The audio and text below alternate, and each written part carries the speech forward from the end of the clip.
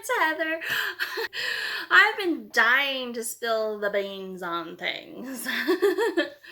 But there's no spoilers. Not in this video. Not yet. Not until the book comes out. But I would like to tell you a little bit more since it's getting close to the countdown for my book to be released on Amazon.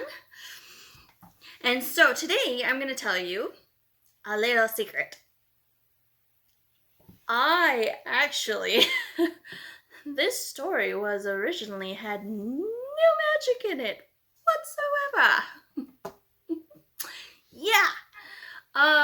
It kind of was starting out as just a romance, like a historical Renaissance romance. And I'm like, this needs more. I was like, how can I call it fiction? Well, how can I call it fantasy, really, if there's nothing real fantasy about it? So, once you read the book, you'll understand, like, how did this not have that in there? I had to add to this story a lot. So, it didn't have magic. It didn't really have any fantasy creatures in it. And it had none of the side characters or side parts in it. Yeah. So over time, I started realizing, well, in the book, you don't really know what's going on in the outside world because we really focus on the two main characters, right? Which is Freya and Marcus. Yes, this is kind of like the first time that I've used their names. I felt like if I talked too much about the two main characters, that would give away a lot of the story. So, yes, here we are. So, like I was saying, we focused a lot on them two.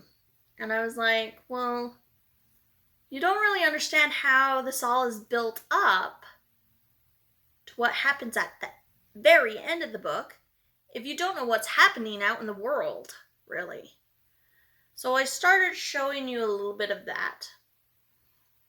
And I really started liking Steph. I've mentioned her. And I really liked her character. And I think it really helped put into perspective like what one of the kingdoms was doing. And this is kind of the bad kingdom, if you know what I mean. Von Kar is kind of the bad kingdom. It's the second largest kingdom. And her backstory, or the little bit of her backstory that I put in there, kind of puts into view what all they're doing. And that will come in more later.